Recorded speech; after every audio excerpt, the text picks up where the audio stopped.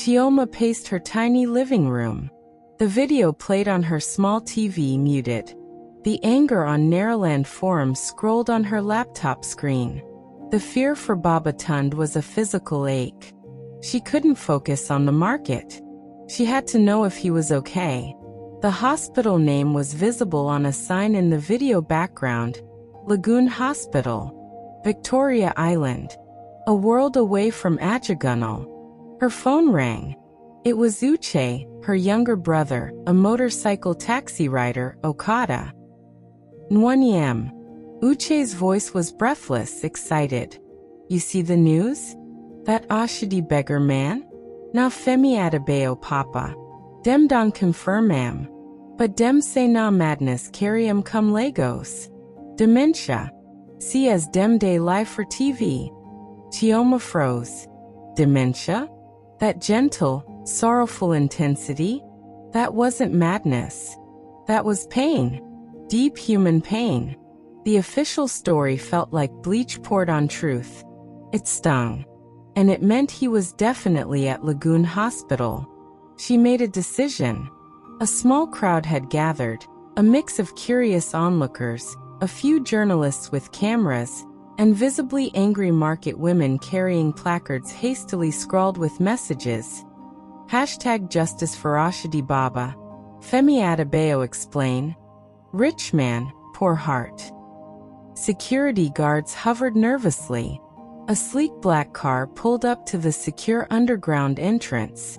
The window tint was dark, but Chioma, standing across the street, hidden behind a newspaper vendor's stall, recognized the profile. Femi Adebayo. He looked haggard, haunted, staring straight ahead as the car slipped past the crowd and disappeared underground. The crowd surged, shouting questions the car didn't stop for. Chioma took a deep breath. She smoothed her simple, clean dress, adjusted the headscarf covering her cornrows. She didn't look like she belonged in Victoria Island, let alone this exclusive hospital. But she carried the warmth of roasted corn, the strength of haggling for yams, the fire of defending Mama Nkechi. And she carried the memory of 2 warm puff-puff placed gently in a chipped bowl. She walked towards the main entrance, head held high, ignoring the curious stares of the crowd and the wary gaze of the security guard.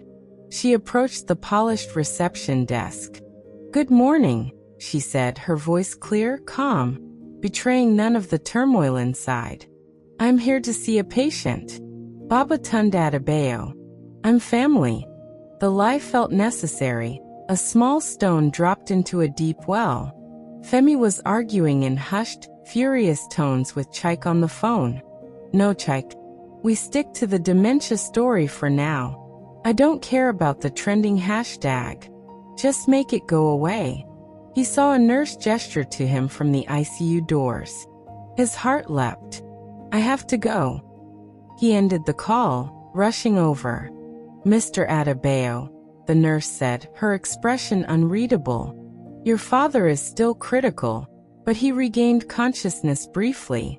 He was agitated. Kept muttering something, a name? Chioma? Does that mean anything?" Femi froze. Chioma. The name was a punch to the gut. The woman he found. The one worthy. The one who knew kindness. She existed.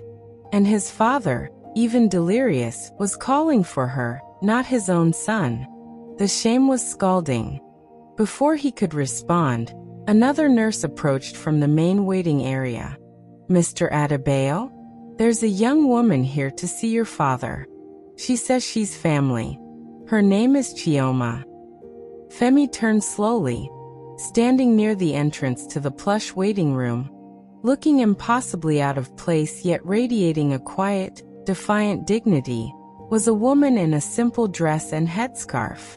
Her eyes, wide and dark, met his across the sterile distance. He recognized her instantly. The woman from the market. The one who gave his father puff-puff.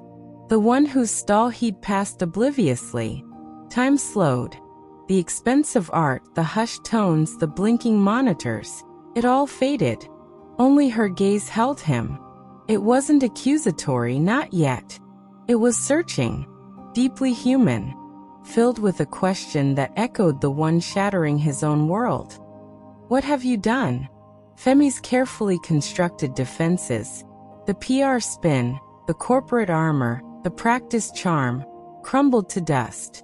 He was exposed, not just to the woman who showed his father kindness when he offered none, but to himself, the lost son, found not by his father's desperate ruse, but by the consequence of his own neglect, staring into the eyes of the woman his broken father deemed worthy.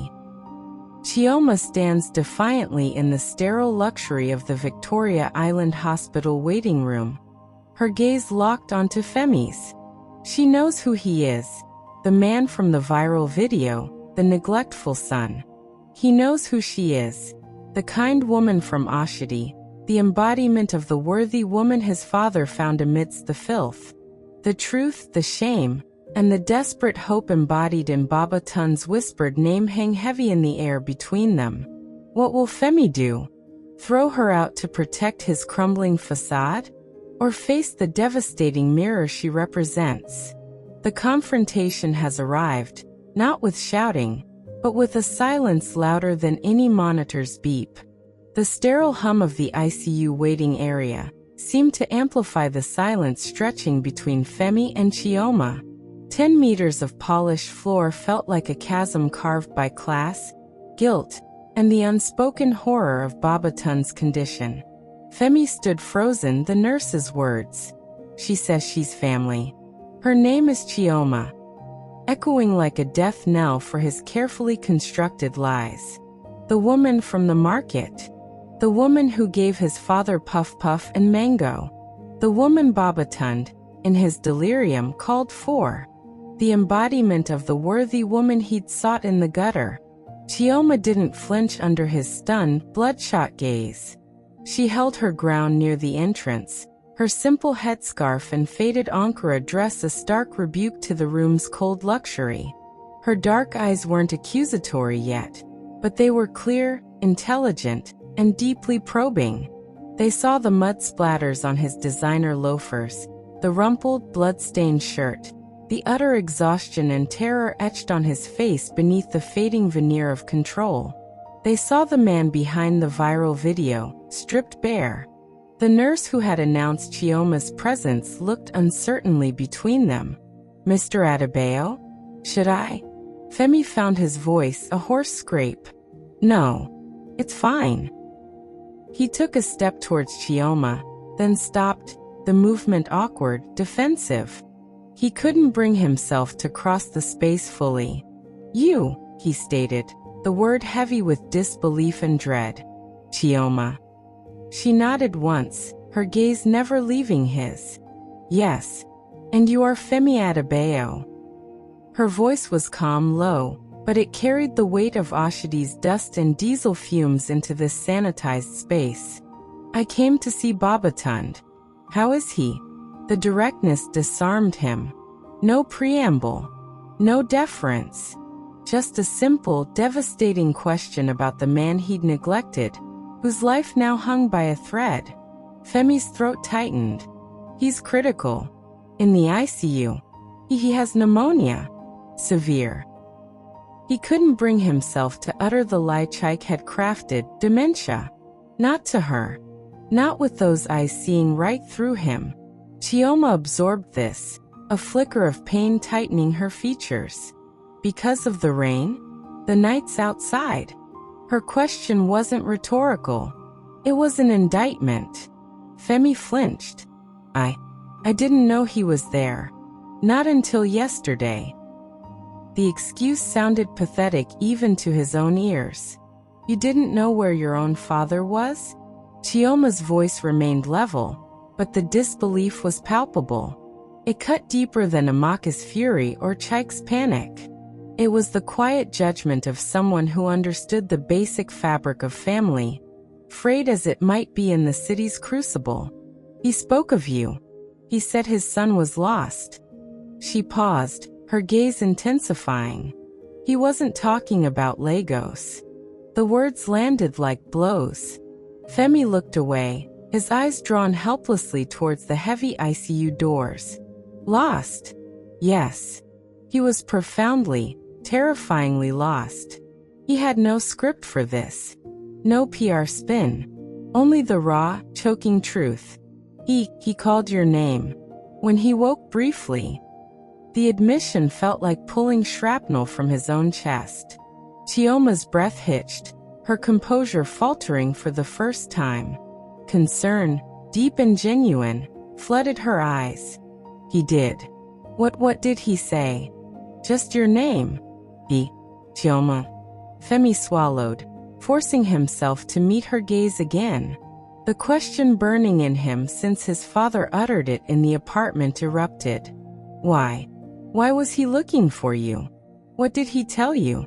Chioma studied him for a long moment, weighing the broken man before her against the arrogant billboard image and the furious figure in the video.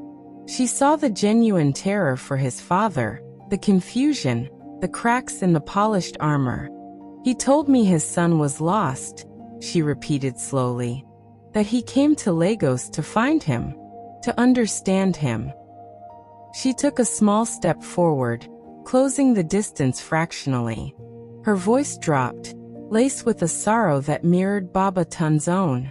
He said he needed to see the women. The kind of woman who might be worthy of his son. Not the ones in glass houses. The ones who know struggle. Who know kindness.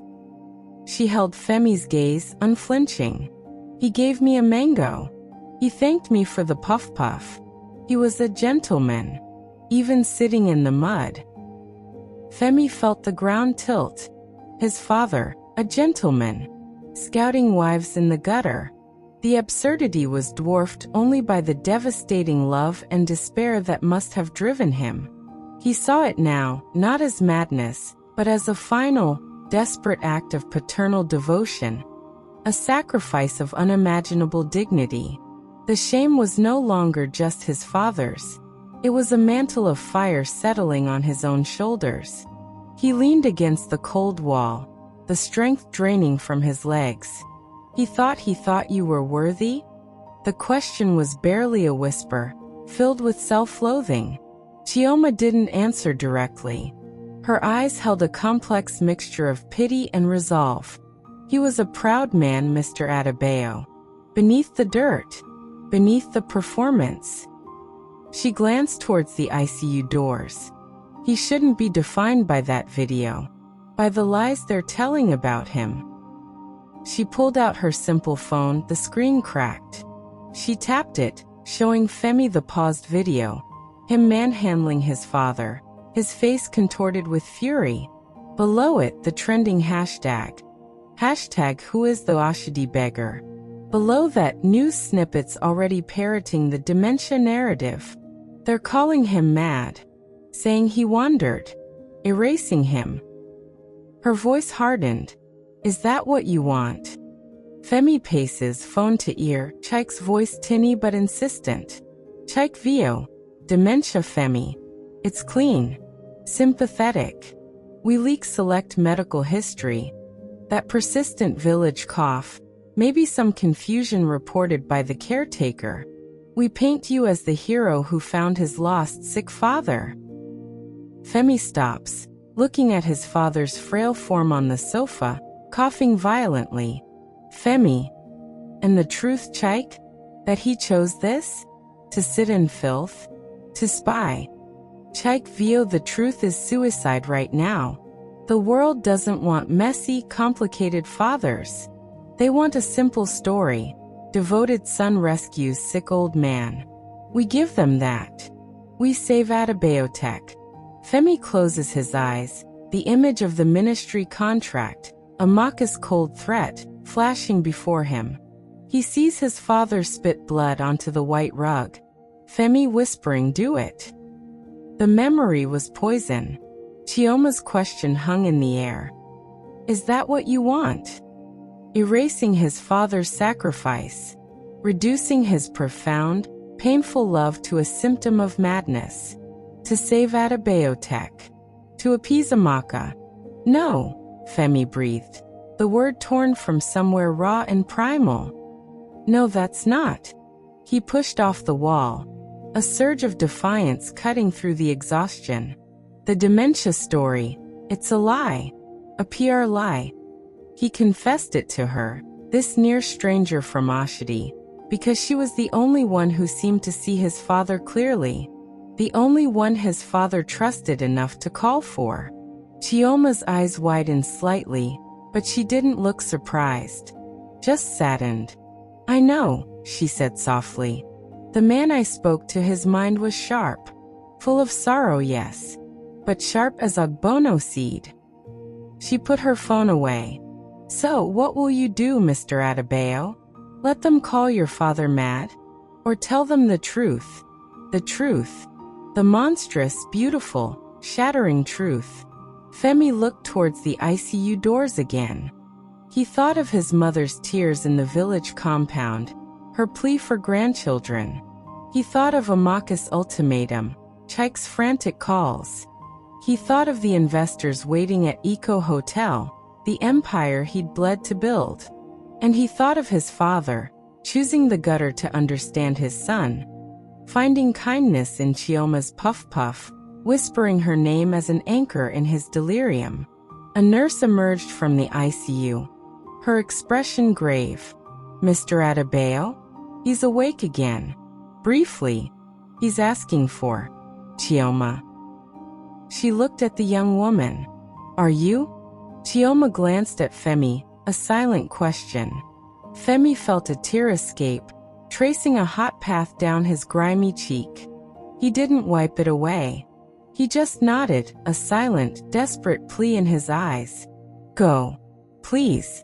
The ICU was a landscape of blinking lights, hushed beeps, and the rhythmic sigh of the ventilator assisting Baba Tun's frail lungs. Tubes and wires connected him to machines that hummed with artificial life. He looked impossibly small, swallowed by the sterile white sheets, his skin waxy under the harsh lights. But his eyes were open, clouded with pain and medication, but open. They fixed on Chioma as she approached the bedside, Femi hovering just behind the curtain, unseen. Baba. Chioma whispered, her voice thick with emotion. She gently touched his hand, the skin papery and cool. It's Chioma. From the market. A spark of recognition, faint but undeniable, lit Baba Tun's eyes. His cracked lips moved, forming silent words. Chioma leaned closer. Omomi. He breathed, the sound barely audible over the ventilator's sigh. Lost found. His gaze, filled with an almost unbearable tenderness, locked onto Chioma's face. You kind. A tear escaped the corner of his eye, tracing a path through the wrinkles. Worthy. Chioma's own tears flowed freely now. She squeezed his hand gently. Rest, Baba. Just rest now. You're safe. Baba Tun's eyes fluttered, the effort too much. But before they closed, they drifted past Chioma, towards the curtain. They found Femi, standing there, exposed. In that fleeting glance, Femi saw no accusation, no fury. Only a profound, heartbreaking sorrow. And a question. Do you see now? Do you see what I saw? Then his eyes closed, his breathing deepening into the rhythm dictated by the machine. The connection severed, leaving Femi shattered. Femi stood on the deserted hospital rooftop. The late afternoon Lagos sprawl spread out before him. The glittering towers of Victoria Island, the sprawling chaos of the mainland, the endless crawl of traffic on the bridges. The city he'd conquered. The city that had cost him his father's dignity, perhaps his life. His phone buzzed incessantly. Chike, Amaka, the office. He ignored it. He replayed the scene in the ICU. His father's tear. The word worthy, aimed at Chioma. The sorrowful glance. The cost of his father's desperate act of love was laid bare. Public humiliation, critical illness, the unraveling of his son's life. And what had he offered in return? Lies, neglect, contempt. He thought of Chioma's quiet strength, her refusal to let his father be erased. Is that what you want? Her question echoed. He pulled out his phone, not to answer the calls, but to open his browser. He typed #Who is the Oshidi Beggar? The results flooded in. The viral video, the outrage, the news articles parroting the dementia narrative, comments vilifying him, pitying the poor mad old man. One article headline screamed, Femi Adebayo's father, dementia tragedy or hidden scandal? He scrolled further. A post from a popular social justice blog. Rich man, poor heart? Femi Adebayo bundles demented father into SUV. But market sources say Baba Tund was coherent, spoke of a lost son. So which is it, Adebayo? Neglect? Abuse? Or a cover-up? #Justice for Baba Tund #Dementialai. The #, Dementialai was gaining traction. Someone somewhere had questioned the official story. Maybe a nurse overhearing? Maybe Chioma's brother, Uche, spreading word in Ajagunno? The carefully constructed dam was cracking. His phone rang again. Amaka. The name flashed like a warning beacon. He answered, bracing for the icy fury. Femi. Her voice was like shards of glass. Where are you? The investors are gone. The Eco Hotel deal is dead. My father is furious. This mess is beyond salvage. The dementia story is leaking like a sieve. People are calling it a cover-up. My family cannot be associated with this level of scandal. Femi didn't speak. He listened to the city's roar below. Femi, are you listening? You need to get ahead of this. Now.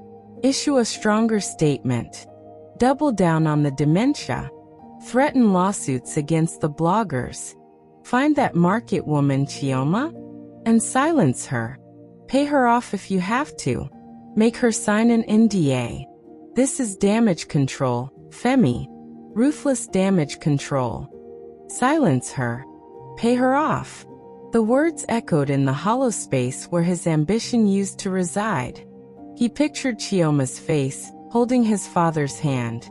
The woman his father called worthy. The woman who saw through his lies without needing a billboard.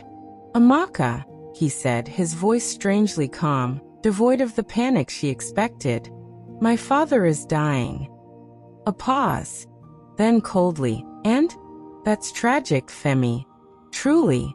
But it doesn't change the fact that your company, our future, is circling the drain because of him. Handle it.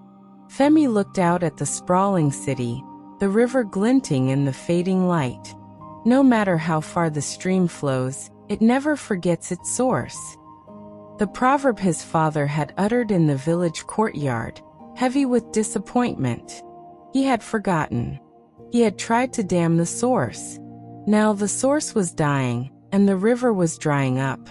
No, Amaka, he said, his voice gaining a quiet, terrifying certainty. I won't handle it your way.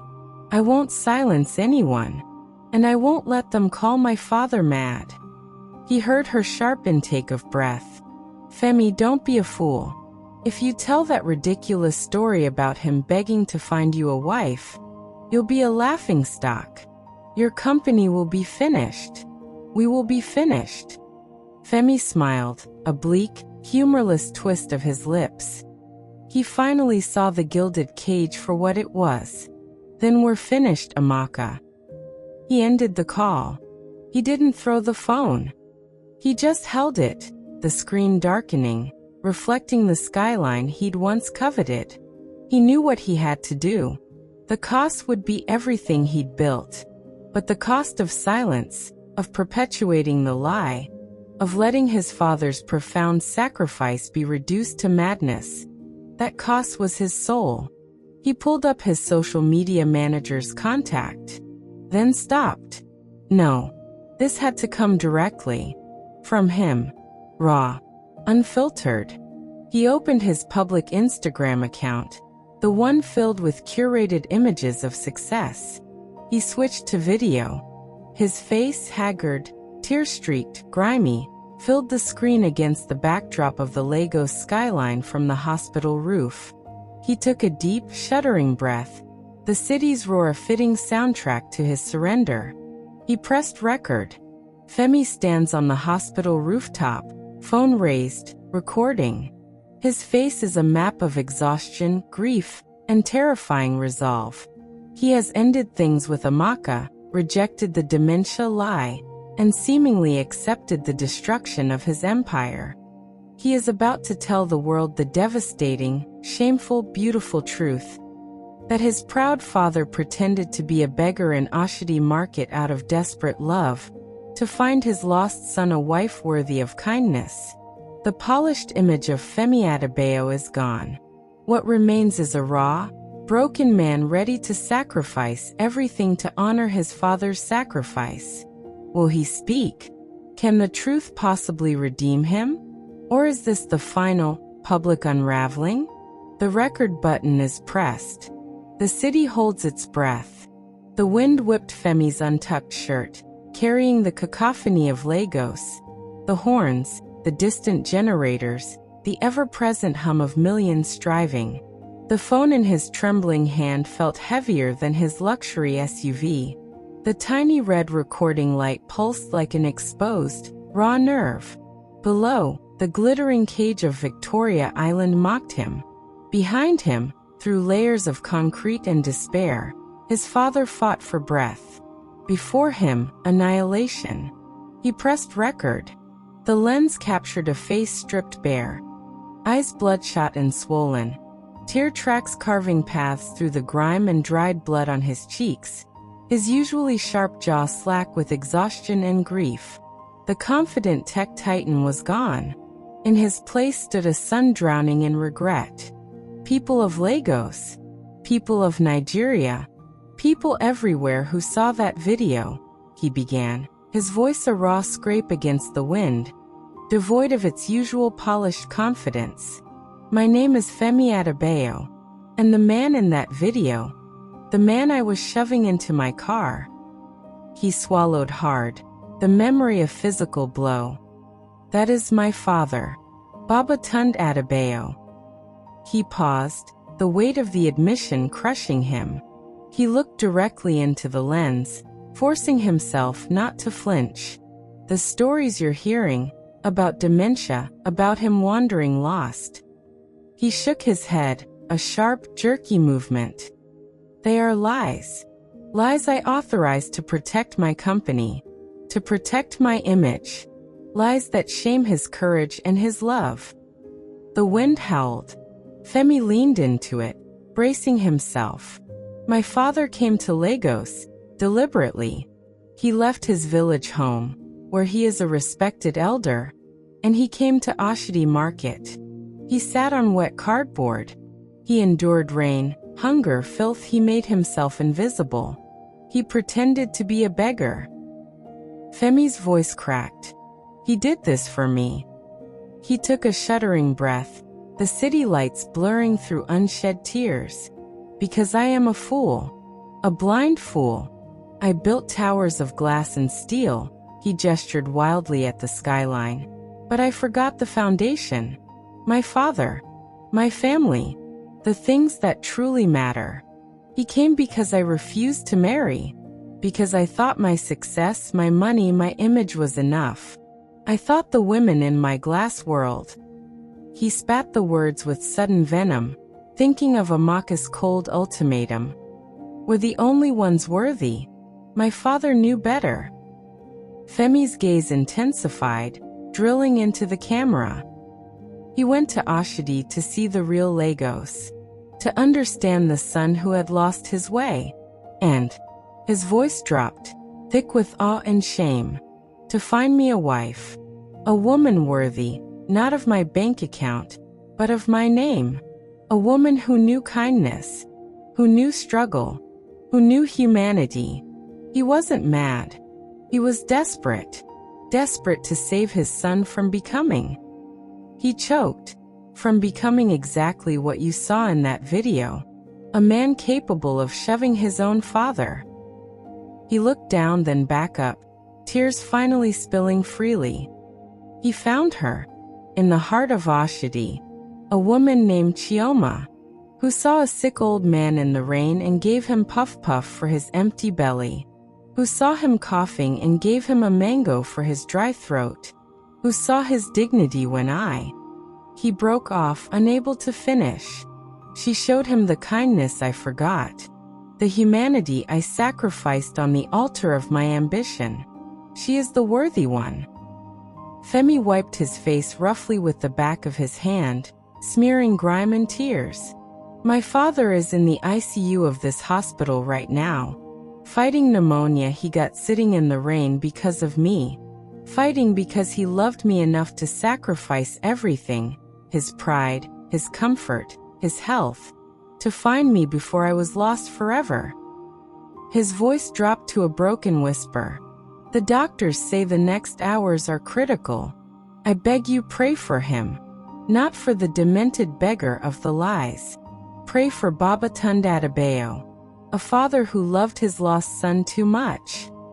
He straightened slightly, a flicker of defiance replacing the despair. As for Adebayo Tech, the investors, the deals. He gave a bleak, almost dismissive shrug. Let them fall. My father's name, his sacrifice, his love. That is my true inheritance. That is what I choose to honor. From this moment on, I stand only as my father's son, asking for his forgiveness, and praying for a chance to prove I finally learned what worthy truly means. He stared into the lens for one last, searing moment, his eyes holding a universe of pain, regret, and a fragile, newborn resolve. Thank you. He reached forward, his finger hovering over the stop button. The red light blinked. Off. Silence. Only the wind and the roar of the city. He'd just surrendered. Femi lowered the phone. His hands trembled violently. He had just torched his empire. He had just exposed his deepest shame to millions. He felt hollowed out, scraped raw. But beneath the terror, a single, clear thought emerged. For you, Baba. Only for you. Chioma sat rigidly on the edge of a plush chair, her phone clutched in her hand. The video had popped up as a notification. Femi Adebayo live. She'd watched, heart hammering against her ribs, as the polished facade shattered, revealing the broken, weeping sun beneath. She heard his confession, the truth about Baba Tunde's sacrifice, the rejection of the lies, the naming of her act of kindness, the public immolation of his own life. Tears streamed down her face, hot and unchecked. Not just for Baba Tunde, fighting in the ICU, but for Femi, the raw, agonizing honesty of it. The terrifying courage it took to stand before the world and say, I failed. I was cruel. My father loved me anyway. She saw the man he could be, buried under the ambition and neglect, clawing his way to the surface through an act of devastating honesty. Worthy. He wasn't yet. But he was trying. Desperately. Mama Nkechi's call came through instantly, her voice crackling with shock. Chioma. An NEM. You saw. He mentioned you. He told the truth. The whole world heard. Across the waiting area, nurses huddled around a phone, murmuring, their expressions shifting from professional detachment to stunned sympathy. One looked over at Chioma, her eyes wide with recognition and newfound respect. Amaka stood frozen before her floor-to-ceiling window, the glittering cityscape a backdrop to her fury. Femi's face, raw and broken, filled the large screen of her silent TV, replaying the Instagram Live. Her own face was a mask of cold, calculated rage. As he spoke, rejecting her world, calling her kind unworthy, praising the market woman, her perfectly manicured nails dug into her palms. He's finished, she hissed to the empty room. Absolutely finished. She snatched her phone, dialing her father. Daddy, you saw? Yes. Burn everything. Every contract, every connection. He's toxic. A laughingstock. Make sure the ministry knows Adebayo is dead.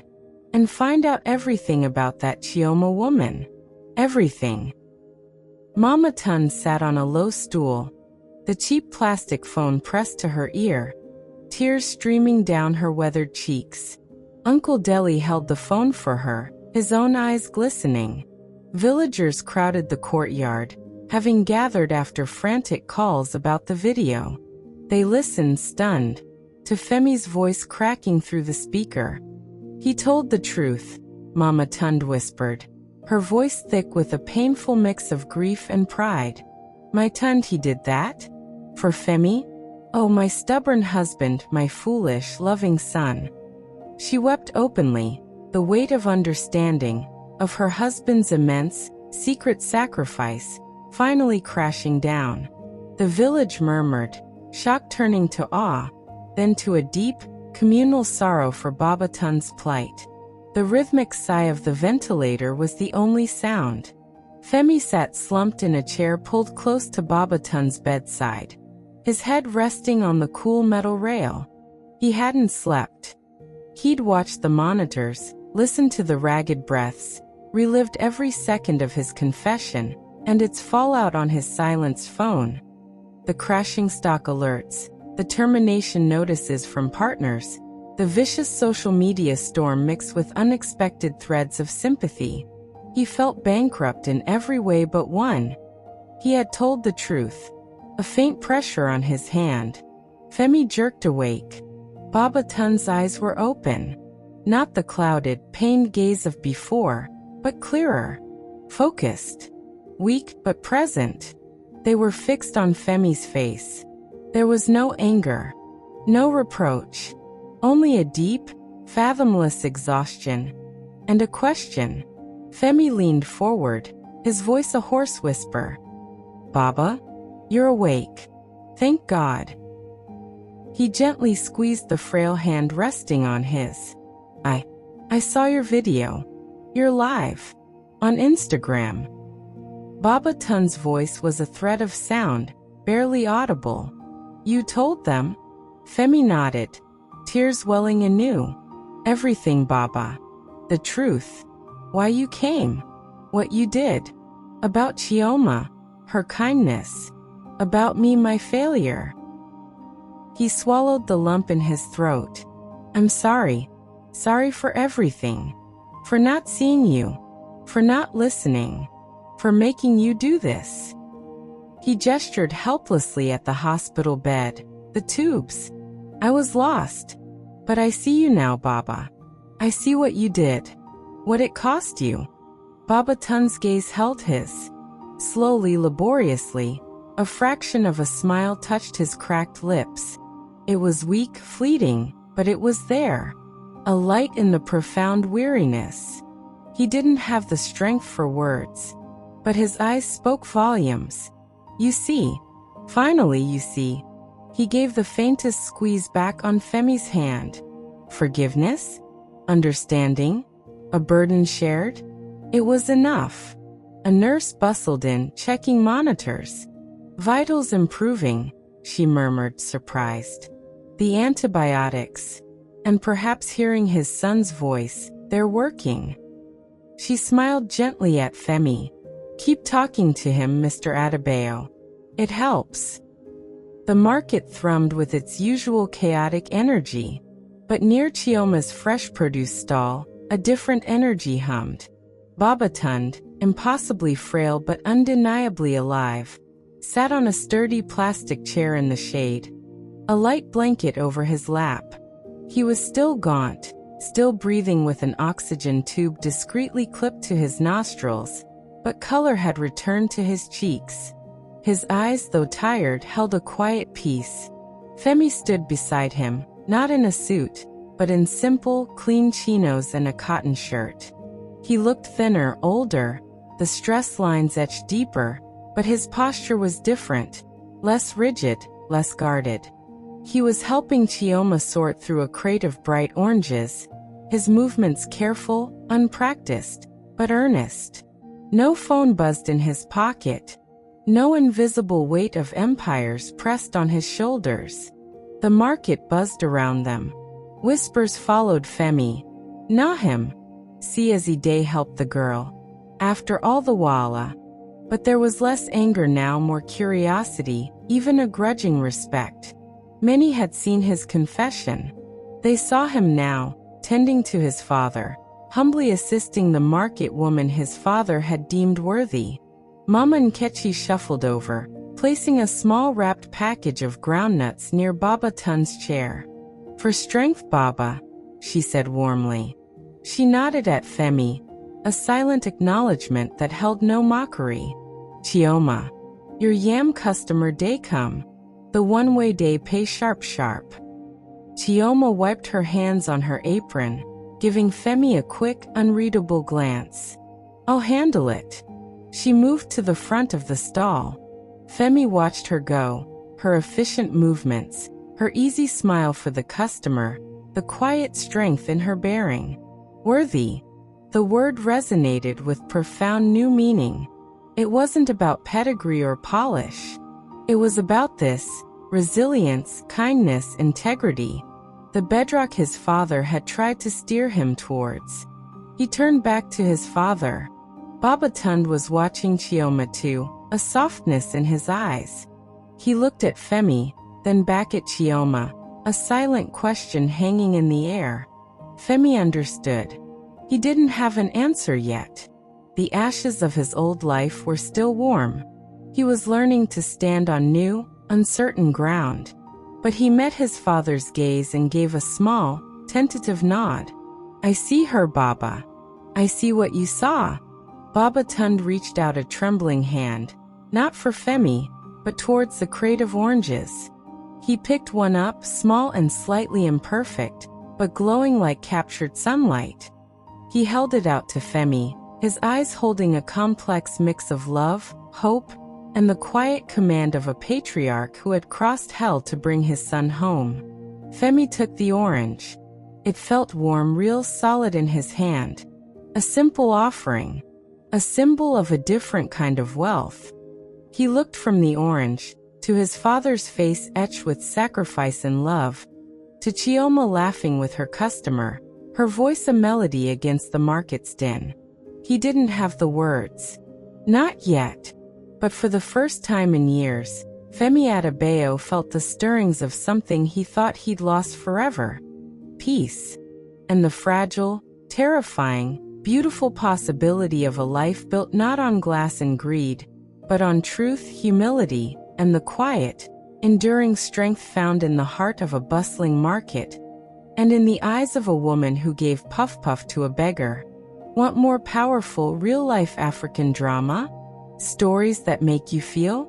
Hit subscribe and smash that bell icon. Don't miss our next gripping tale. A secret from the past threatens to unravel a fragile new beginning. What's hidden in the box? Find out in our next upload.